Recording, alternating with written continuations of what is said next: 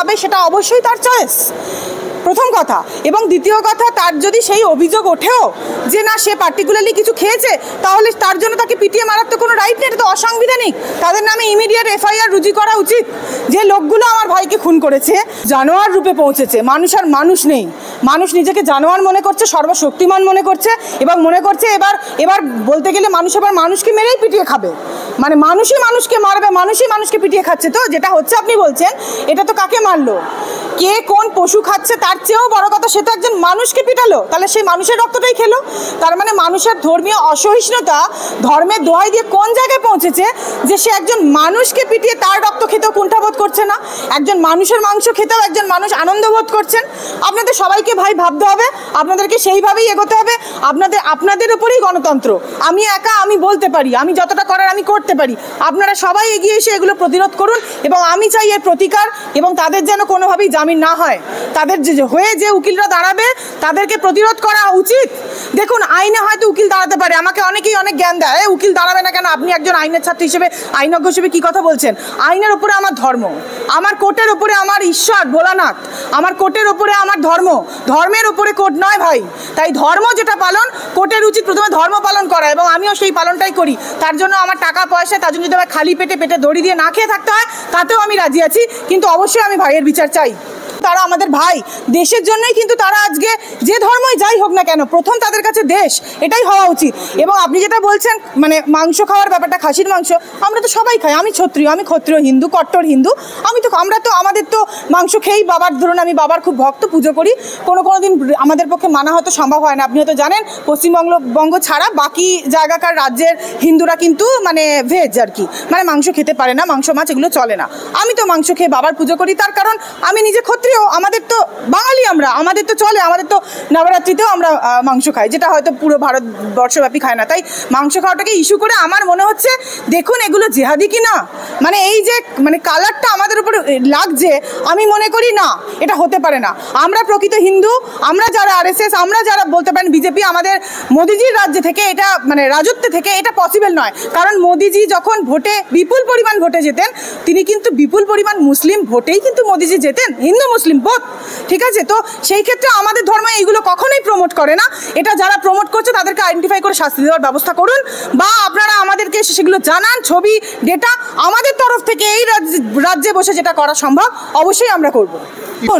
এই যে মানে যেটাকে বলে রিলিজিয়াস ইনটলারেন্সের কি বলে বাংলাটা বলছি, ধর্মীয় অসহিষ্ণুতা, ধর্মীয় বাংলাটা আমি ঠিকই বললাম।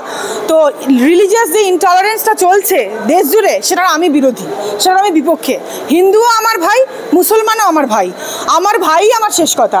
তার গায়ে হাত দেবে কেউ কেন? তাকে মেরেছে, আমি শুনলাম ভাই আপনার থেকে কয়েক সেকেন্ডের কলে সেদিন 2 দিন আগে, আমার মন প্রচণ্ড খারাপ ছিল, এবং আমি মানে এটাই ভাবছিলাম যে একটা 23-24 বছর একটা বাচ্চা ছেলেকে মেরে দিল কীভাবে, সে কি খাবে সেটা অবশ্যই তার চয়েস, প্রথম কথা। এবং দ্বিতীয় কথা, তার যদি সেই অভিযোগ ওঠেও যে না সে পার্টিকুলারলি কিছু খেয়েছে, তাহলে তার জন্য তাকে পিটিয়ে মারার তো কোনো রাইট নেই, এটা তো অসাংবিধানিক। তাদের নামে ইমিডিয়েট এফআইআর রুজু করা উচিত। যে লোকগুলো আমার ভাইকে খুন করেছে, ভাইকে মেরে দিয়েছে, তাদের নামে ইমিডিয়েট একটি এফআইআর রুজু করা উচিত, এবং সেই অনুযায়ী তাদেরকে অ্যারেস্ট করা উচিত ইমিডিয়েটলি। 7 জনকে অ্যারেস্ট করেছে, খুব ভালো হয়েছে, এবং তাদের ডেথ সেন্টেন্স হওয়া উচিত, তাদের আজীবন জেলে কাটানো উচিত। একটা 24 বছরের ছেলে থাকে, মা বাবার তাকে মানুষ করতে, জন্ম দিতে, তার ফ্যামিলির প্রতি দায়িত্ব আছে, কতটা মানে সময় লাগে একটা সন্তানকে। 2 বছর 2.5 বছর সবে মাত্র। ধিক্কার। আপনি আমার প্রশ্ন করছেন, আমার উত্তর দিতে গেলে মানে মনে হচ্ছে আমার চোখে জল আসবে, মানে আমি ব্যথিত, আমি যন্ত্রণায় মানে কাতর যে আমার ভাই হিন্দু মুসলমান হবে কেন? সে ভারতীয়, আর ভারতবর্ষ যে দেশ, আমাদের ভারতে জন্মগ্রহণকারী যারা জন্মেছে সবাই হিন্দু, এটাই আমাদের ধর্ম বলে, তাহলে সে মুসলমান হলো কি করে? হতে পারে সে যদি হতেই পারে। দেখুন ধর্মটা আমরা ঠিক করিনি, এটা মানে মানুষও ঠিক, মানে ঈশ্বরও ঠিক করেনি। সত্যিকারের যে মানুষ সে ধর্ম মানে না, আমি সেই জায়গায় মানি না। মানুষ এটাই আমার প্রথম এবং শেষ ধর্ম, এবং এটাই শেষ কথা। এটা যে করেছে আমি মানে আমার ভোলানাথের কাছে আমি প্রার্থনা করি তার যেন শেষ মৃত্যুদণ্ড হয়, যে করেছে নির্বিশেষে, কারণ সে আমার কাছে হিন্দু মুসলমানের বাইরে, সে আমার কাছে অপরাধী, আর অপরাধীর কোনো ধর্ম নেই। আর যে আমার ভাইকে মেরেছে, কি ধর্মে দোয়াই দিয়ে আমার ভাইকে মেরেছে মানে দ্যাট ইজ আ ক্রাইম। আমাদের আইপিসিতে, আমাদের ভারতীয় ন্যায় সংহিতাতে দ্যাট ইজ আ ক্রাইম, সেটা একটা অপরাধ। এর উল্লেখযোগ্য কঠোর শাস্তি দেওয়া উচিত, যাতে করে এর পরবর্তীকালে আমার আর একটা ভাইকে মারার আগে তাকে ভাবতে হয়, সরকারকে সেটা ভেবে তারপরে এই কাজ করতে হয়। সরকারের প্রশ্রয় বা কিছু এইগুলো তো করছে, যাতে সেই প্রশ্রয়টা না পায় ফার্দার। হরিয়ানার মুখ্যমন্ত্রী বলছেন যে আমাদের রাজ্যে গোমাংস খাওয়া নিষিদ্ধ। হ্যাঁ, তাহলে গোমাংসটা এলো কোথা থেকে? আর যদি নাকি সে খেয়ে থাকে তাহলে তার বিরুদ্ধে আইন আছে। মানুষকে পিটিয়ে মারছে, আপনি দেখলে আশ্চর্য হয়ে যাবেন কিভাবে লাঠি মেরে মেরে একটা মানুষকে পিটিয়ে মারছে। মানুষ কোন জায়গায় পৌঁছেছে? মানুষ জানোয়ার রূপে পৌঁছেছে। মানুষ আর মানুষ নেই, মানুষ নিজেকে জানোয়ার মনে করছে, সর্বশক্তিমান মনে করছে, এবং মনে করছে এবার বলতে গেলে মানুষ আবার মানুষকে মেরেই পিটিয়ে খাবে, মানে মানুষই মানুষকে মারবে, মানুষই মানুষকে পিটিয়ে খাচ্ছে। তো যেটা হচ্ছে আপনি বলছেন, এটা তো কাকে মারলো, কে কোন পশু খাচ্ছে তার চেয়েও বড় কথা, সে তো একজন মানুষকে পিটালো, তাহলে সেই মানুষের রক্তটাই খেলো। তার মানে মানুষের ধর্মীয় অসহিষ্ণুতা ধর্মের দোহাই দিয়ে কোন জায়গায় পৌঁছেছে যে সে একজন মানুষকে পিটিয়ে তার রক্ত খেতেও কুণ্ঠাবোধ করছে না, একজন মানুষের মাংস খেতেও একজন মানুষ আনন্দ বোধ করছেন। আপনাদের সবাইকে ভাই ভাবতে হবে, আপনাদেরকে সেইভাবেই এগোতে হবে। আপনাদের উপরেই গণতন্ত্র। আমি একা আমি বলতে পারি, আমি যতটা করার আমি করতে পারি, আপনারা সবাই এগিয়ে এসে এগুলো প্রতিরোধ করুন। এবং আমি চাই এর প্রতিকার, এবং তাদের যেন কোনোভাবেই জামিন না হয়। তাদের হয়ে যে উকিলরা দাঁড়াবে তাদেরকে প্রতিরোধ করা উচিত।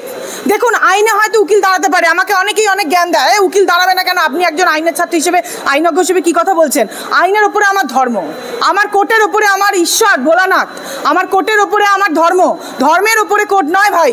তাই ধর্ম যেটা পালন, কোর্টের উচিত প্রথমে ধর্ম পালন করা, এবং আমিও সেই পালনটাই করি। তার জন্য আমার টাকা পয়সা, তার জন্য যদি আমার খালি পেটে দড়ি দিয়ে না খেয়ে থাকতে হয়, তাতেও আমি রাজি আছি, কিন্তু অবশ্যই আমি ভাইয়ের বিচার চাই।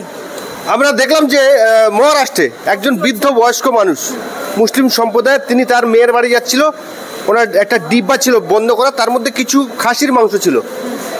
তাকেও তিনি 72 বছর বয়স, তার হাঁটুর বয়সে, তার ছেলের বয়সে, তার নাতির বয়সে তাদেরকে বিভিন্নভাবে হেনস্থা করেছে, গায়ে হাত তুলেছে। এবং আমরা দেখতে পাচ্ছি কিছু মানুষ অন্য সম্প্রদায়ের মানুষকে বলছে জয় শ্রীরাম বলতে হবে, ভারতে থাকতে গেলে জয় শ্রীরাম বল, যদি না বলা এমনকি মৃত্যু বরণ করতে হয়েছে। আমরা বেশ কয়েকজনকে দেখেছি। এটাকে আপনি কেমন? যারা প্রকৃত হিন্দু তারা আমরা সবাইকে নিয়ে চলি। আমরা যারা প্রকৃত হিন্দু, আমাদের একটাই কথা যে আমরা ভারতীয়। মুসলিম আমার ভাই, হিন্দু আমার ভাই। আর যারা প্রকৃত মুসলিম তারা নিজেদেরকে ভারতীয় হিসাবেই প্রথম প্রতিষ্ঠা করবে, এটাই কিন্তু হওয়া উচিত। কারণ যেহেতু তারা আমাদের ভাই, দেশের জন্যই কিন্তু তারা আজকে যে ধর্মই যাই হোক না কেন, প্রথম তাদের কাছে দেশ, এটাই হওয়া উচিত। এবং আপনি যেটা বলছেন মানে মাংস খাওয়ার ব্যাপারটা, খাসির মাংস আমরা তো সবাই খাই। আমি ক্ষত্রিয় হিন্দু, কট্টর হিন্দু। আমাদের তো মাংস খেয়েই বাবার, ধরুন আমি বাবার খুব ভক্ত, পুজো করি। কোনো দিন আমাদের পক্ষে মানা হয়তো সম্ভব হয় না। আপনি হয়তো জানেন পশ্চিমবঙ্গ ছাড়া বাকি জায়গাকার রাজ্যের হিন্দুরা কিন্তু মানে ভেজ আর কি, মানে মাংস খেতে পারে না, মাংস মাছ এগুলো চলে না। আমি তো মাংস খেয়ে বাবার পুজো করি, তার কারণ আমি নিজে ক্ষত্রিয়, আমাদের তো বাঙালি, আমাদের তো চলে, আমাদের তো নবরাত্রিতেও আমরা মাংস খাই, যেটা হয়তো পুরো ভারতবর্ষব্যাপী খায় না। তাই মাংস খাওয়াটাকে ইস্যু করে আমার মনে হচ্ছে, দেখুন এগুলো জেহাদি কি না, মানে এই যে মানে কালারটা আমাদের উপরে লাগছে, আমি মনে করি না, এটা হতে পারে না। আমরা প্রকৃত হিন্দু, আমরা যারা RSS, আমরা যারা বলতে পারেন বিজেপি, আমাদের মোদিজির রাজ্য থেকে এটা মানে রাজত্ব থেকে এটা পসিবল নয়। কারণ মোদিজি যখন ভোটে বিপুল পরিমাণ ভোটে যেতেন, তিনি কিন্তু বিপুল পরিমাণ মুসলিম ভোটেই কিন্তু মোদিজি যেতেন, হিন্দু মুসলিম বোধ, ঠিক আছে? তো সেই ক্ষেত্রে আমাদের ধর্ম এইগুলো কখনোই প্রমোট করে না।